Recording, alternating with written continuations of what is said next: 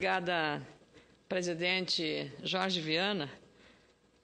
Os gaúchos, dois deles, escreveram a história do Acre, o Plácido e o João Goulart. Só para responder a sua provocação amável ao me chamar aqui para esta tribuna. Caro senador Jorge Viana, queria cumprimentá-lo pela iniciativa desta sessão que comemora os 50 anos de criação do Estado do Acre. Caro ministro Elmar Galvão, do Supremo Tribunal Federal, caros senadores Aníbal Diniz, que me antecedeu na tribuna, senador Sérgio Petecão, governador e senador da República de 99 a 2010, senador Tião Viana, que muito honrou esta casa. Muitas vezes o entrevistei na liderança, falando sobre a famosa emenda 29, que nós não resolvemos aqui. Caro secretário de articulação com os sistemas do ensino do Ministério da Educação, o senhor Binho Marques, ex-governador. Senador da República de 86 a 2003, Nabor Júnior. Excelentíssimo senhor prefeito de Rio Branco, Raimundo Angelim. Autoridades, deputados, parlamentares convidados, caro colega senador Wellington Dias, acreanos e acreanas que vêm participar desta importante e cívica cerimônia. Nesse dia especial para os representantes do Estado do Acre, senhores parlamentares e principalmente para a população desse Estado tão jovem, os acreanos, quero dizer, o Rio Grande do Sul, meu Estado, e o PP nos associamos às homenagens a esse Estado que há 50 anos se integrava ao nosso Brasil como um ente federativo autônomo. Faço essa homenagem, e também em nome do nosso líder, Francisco Dornelles, porque sou uma defensora da federação. O nosso Brasil de dimensões continentais é imenso, sim.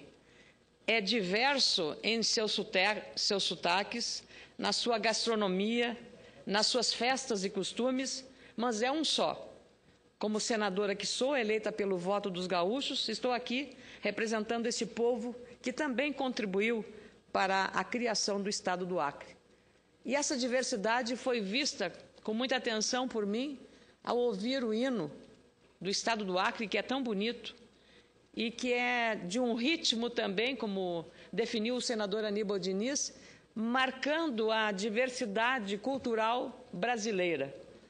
Ali parece um cadinho de tudo um pouco de Brasil, o Acre sintetiza. Um dos gaúchos que enfrentou distâncias e adversidades e se encantou pelas terras acreanas foi exatamente o militar Plácido de Castro, que se desiludiu com as questões políticas do seu tempo, porque defendia eleições diretas para presidente lá nos idos de 1899. Problemas políticos do Rio Grande do Sul levaram Plácido de Castro, um homem inquieto, à procura de desafios para a fronteira do Brasil com a Bolívia, onde foi tentar sua sorte como medidor de terras. Encontrou naquela região um terreno fértil na questão de uma disputa territorial. O ciclo da borracha deu importância ainda maior à região e trabalhadores brasileiros foram se fixando nas terras de fronteira.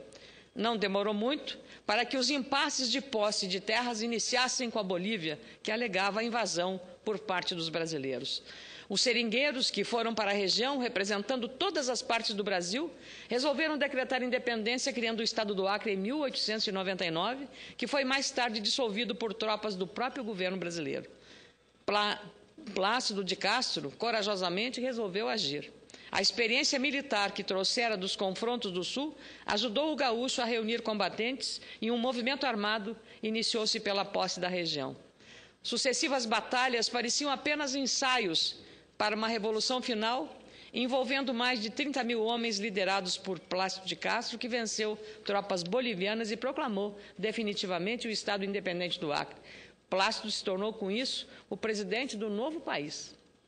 Mais tarde, em 1903, a postura do governo federal brasileiro mudou e, a partir de negociações do ministro das Relações Exteriores, o patrono da diplomacia brasileira, o Barão do Rio Branco, o Acre foi anexado ao Brasil.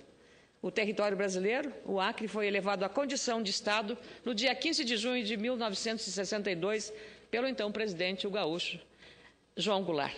Da história recente, que conta a formação do Estado do Acre, posso lembrar alguns dos acreanos que ajudaram a escrever os nossos dias de hoje.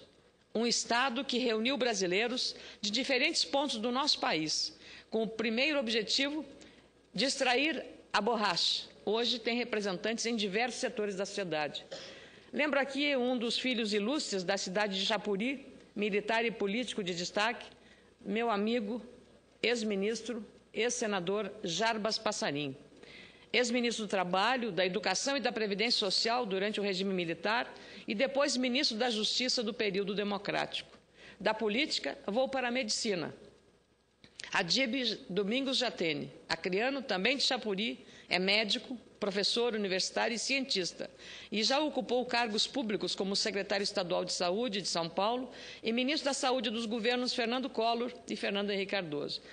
Fui testemunha ocular da história quando Jarbas Passarinho, um acreano de Chapuri, convidava o conterrâneo Adib Jatene para integrar o governo à época, ele, ministro da Justiça de Fernando Collor, e o primeiro-ministro da Saúde a defender a CPMF, que hoje ele faz uma revisão histórica, porque não foi a finalidade pela qual ele criou a CPMF e o desvirtuamento o deixou entristecido. Um grande brasileiro, que nós todos nos orgulhamos muito. Eu estava lá presente. O Acre produziu também talentos para a televisão. A festejada novelista Glória Pérez, que revolucionou o folhetim televisivo no Brasil, nasceu na capital Rio Branco. Lembro também o trabalho do ex-senador e hoje governador do Acre, Tião Viana, autor do projeto de lei que regulamenta a emenda 29, que fixa em 10% do percentual mínimo a ser investido na área de saúde pela União, para os estados e os municípios. Não conseguimos avançar muito, mas o seu trabalho ficou marcado nesta casa e nós vamos continuar essa luta, caro governador Tião Viana. Na semana em que nós discutimos aqui o desenvolvimento sustentável da Rio+20, quero lembrar uma outra filha da cidade de Rio Branco que tanto tem trabalhado pelo Brasil. Ambientalista, historiadora e política, Marina Silva, ex-ministra do Meio Ambiente, é um outro exemplo da liderança desse Estado em defesa da natureza e dos povos indígenas, parte importante da comunidade do Acre. Aliás, de novo, fui testemunha da história, porque eu estava em Washington quando o presidente Lula, recém-eleito, fez um roteiro de visitas no primeiro contato com o presidente dos Estados Unidos e ele anunciou, foi a primeira ministra da equipe do primeiro governo de Lula a ser anunciada, Marina Silva.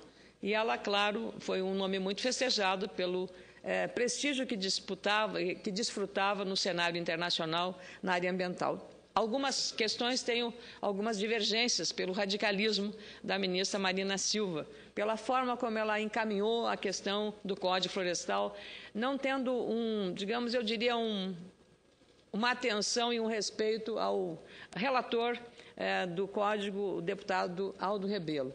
Mas eu respeito, por ser uma democrata, a forma como ela agiu, porque isso é um direito do cidadão. E a percepção histórica e ambientalista da ministra Marina Silva lhe dava também esse direito. Respeito à natureza, mas com um olho no desenvolvimento sustentável. Foi o que conduziu o trabalho de outro acreano, nosso colega presidente desta sessão, senador Jorge Viana, que na relatoria conjunta com o senador Luiz Henrique da Silveira, elaborou o Código Florestal, que representa, sem dúvida, o que foi feito aqui no Senado, um avanço na relação da produção agrícola e meio ambiente com sustentabilidade.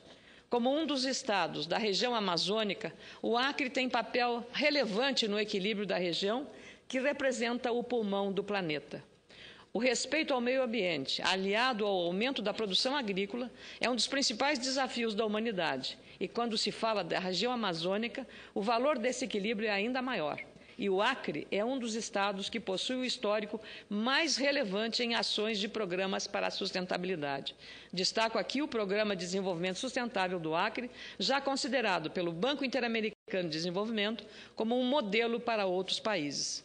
O objetivo geral deste programa é a melhoria da qualidade de vida da população e a preservação do patrimônio natural, visando um longo prazo.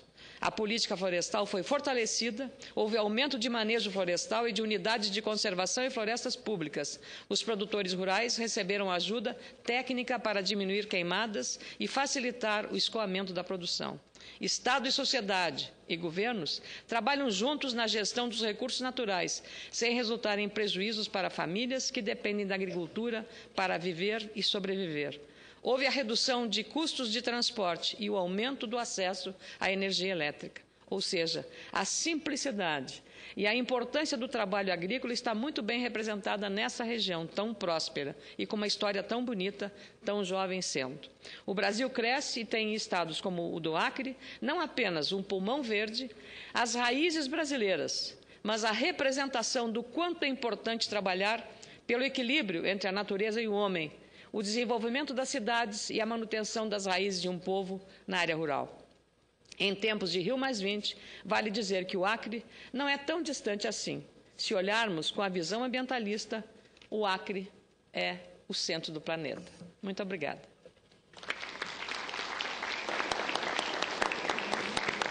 Muito obrigado, senadora Ana Amélia. Eu queria cumprimentar Vossa Excelência, que como jornalista competente, conhece como poucos o Brasil e especialmente a ligação de muitos gaúchos com a história do Acre.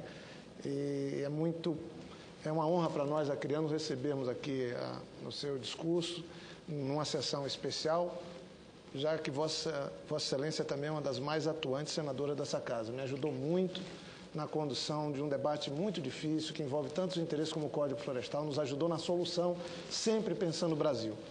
O discurso de Vossa Excelência honra a história acreana e a celebração desses 50 anos do Acre Estado. Muito obrigado, senhor. Obrigada.